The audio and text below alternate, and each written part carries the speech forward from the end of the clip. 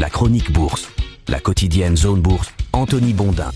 Salut à tous et à tous, bienvenue dans ce point de marché Zone Bourse. Nous sommes le vendredi 12 juin 2026 et ce matin on se demande s'il y a de la vie sur Mars. C'est le jour J pour la première cotation boursière de SpaceX. Les investisseurs ont répondu en masse à l'appel d'Elon Musk et contrairement à David Bowie cité dans le titre, il ne se demande pas s'il y a de la vie sur Mars, il promet qu'il y en aura parce que SpaceX y amènera. Cette entrée en bourse gigantesque, elle coïncide avec un possible déblocage de la situation au Moyen-Orient et avec un retour de libido dans les semi-conducteurs, les planètes se réalignent ainsi assez brutalement. SpaceX va donc faire ses premiers pas boursiers tout à l'heure à 15h30 sur le Nasdaq. L'opération a été rondement menée avec une action placée à $135 pour une valorisation initiale de 1770 milliards de dollars et une levée de fonds de 75 milliards de dollars. Jamais une entreprise n'avait atteint de tels niveaux lors de son IPO en termes de valorisation comme d'augmentation de capital d'ailleurs. Le chiffre de valorisation aurait même pu être un peu plus élevé puisque les rumeurs parlaient de 2000 milliards de dollars il y a encore quelques semaines, mais ne pas trop tirer sur la corde, c'est renforcer la possibilité d'avoir un effet waouh démultiplié quand la frénésie des échanges va débuter. D'ailleurs, les plateformes de produits dérivés de SpaceX montrent que l'action pourrait se négocier plus de 30% au-delà de son cours initial, ce qui placerait directement l'entreprise au 6e rang mondial des capitalisations, derrière Amazon mais devant Broadcom. Ce n'est pas vraiment une surprise, le marché achète la conquête spatiale et la marque Elon Musk, mais pas le compte de résultats de la conquête spatiale qui n'offre aucune garantie à ce stade. Même si ça semble un petit peu trivial, la grande histoire de la conquête de l'univers va recevoir un double coup de pouce beaucoup plus terre à terre pour écrire ses premières lignes boursières aujourd'hui. Après avoir été malmenées ces derniers jours, les valeurs des semi-conducteurs ont fortement rebondi hier. L'indice qui les suit aux États-Unis a bondi de 8%. Il a ainsi effacé une partie de son passif qui se chiffrait à 12,5% accumulé au cours des dernières séances. Le Nasdaq 100, lui, il a repris 3,3%. Il a effacé les deux séances de repli précédentes. Ce rebond, il a été renforcé par les déclarations de Donald Trump pendant la séance. Le président américain a une nouvelle fois évoqué un accord de paix imminent avec l'Iran, mais cette fois, le marché lui a réellement donné du crédit. Téhéran a réagi mollement, mais il se murmure qu'un accord pourrait être signé au cours du week-end en Europe par le vice-président J.D. Vance. Voilà qui ferait un excellent effet avant l'ouverture du G7 d'Évian lundi. Deux éléments montrent que les investisseurs pensent que cette fois, la réouverture du détroit d'Ormuz est en bonne voie. Le pétrole, évidemment, d'abord, qui est passé sous la barre des $90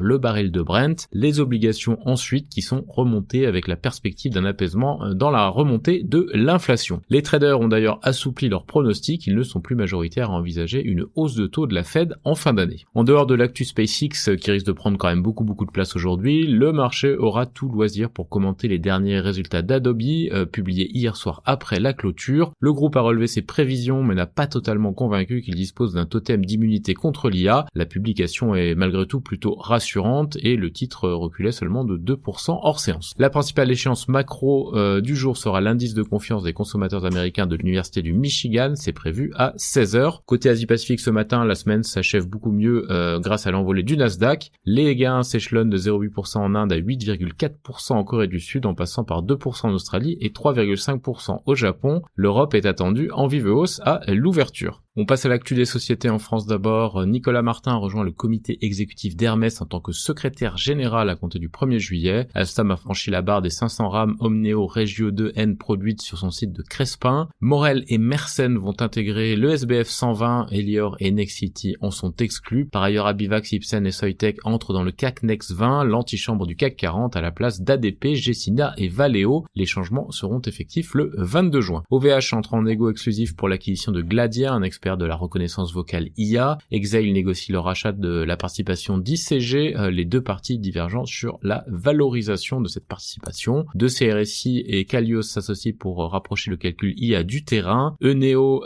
Groupe LDLC et Groupe Terra ont publié leurs comptes. Gevlo lance un programme de rachat d'actions et TBSO réussit sa première augmentation de capital. En Europe, la DGA a confié à MBDA, c'est-à-dire la co-entreprise missile entre Airbus, Leonardo et BAE Systems, le développement d'un missile nucléaire hypersonique. Infineon va ouvrir une usine de puces en Allemagne. Le régulateur de santé britannique approuve la pilule amaigrissante de Novo. Partners Group est au plus bas depuis 2020 après l'imposition de restrictions de retrait sur ses fonds. Saltix Technologies est sélectionné par ThyssenKrupp pour un projet de captage direct de l'air au Canada. Sur l'agenda des publiés aujourd'hui en Europe, on a Fraport.